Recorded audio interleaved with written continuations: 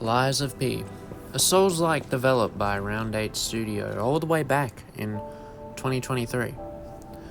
I played it recently, well, I only finished it just recently, but I had played it quite a lot earlier. I just never finished it because, I had to move on to other games, and the bosses take up quite a bit of brain space, so it's hard to play other games at the same time.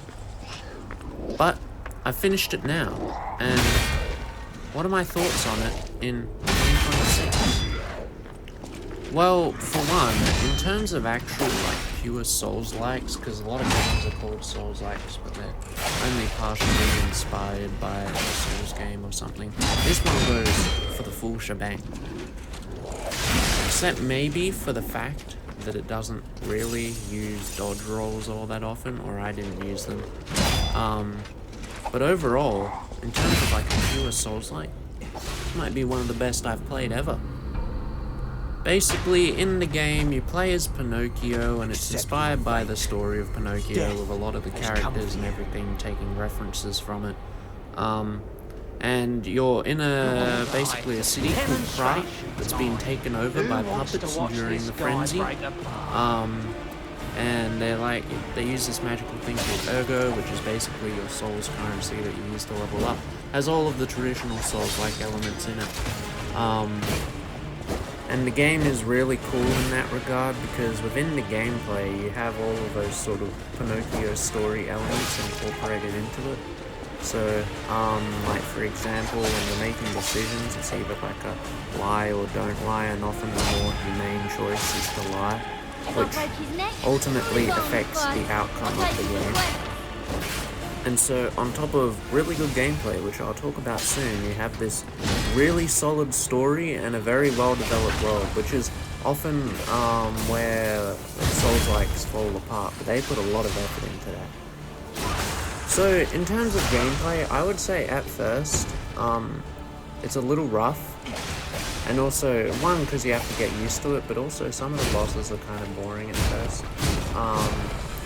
But as you develop and get better at the game, it becomes really fun.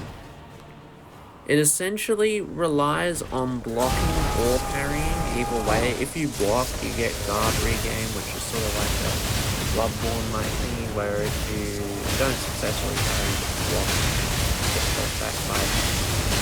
And then that guard regain attacks you.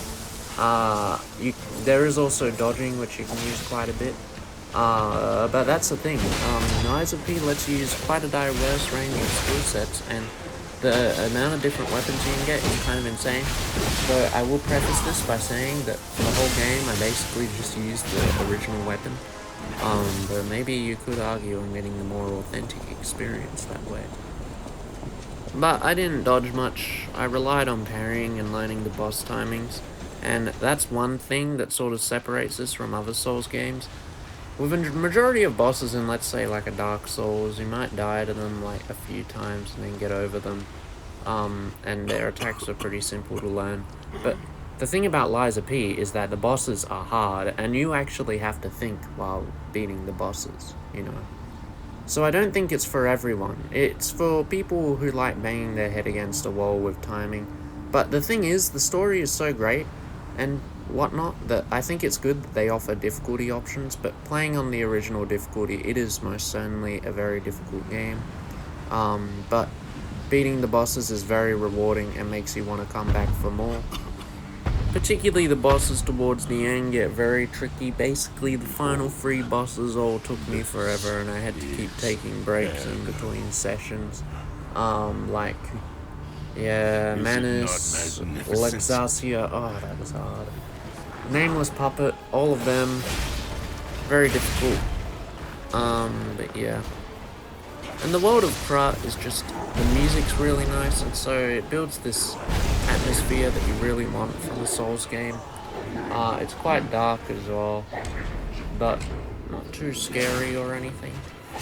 Though the character designs can look quite scary at times, and from what I've seen from things like the DLC, they look very scary, and I will play the DLC, but not just yet. I'm kind of exhausted after defeating all those videos. but I guess they wouldn't be so hard now that I know their attacks. But the world of Krat is dark, gritty, and I really like that take on the Pinocchio story. It's very creative in that way. And the main protagonist is silent for the most part, but other characters aren't, and their voice acting is very good. I just love Geppetto, particularly in the final boss fight. It's amazing. It's still stuck in my head. But yeah. Now, I can say overall, the gameplay and everything is amazing, but are there any criticisms I can draw?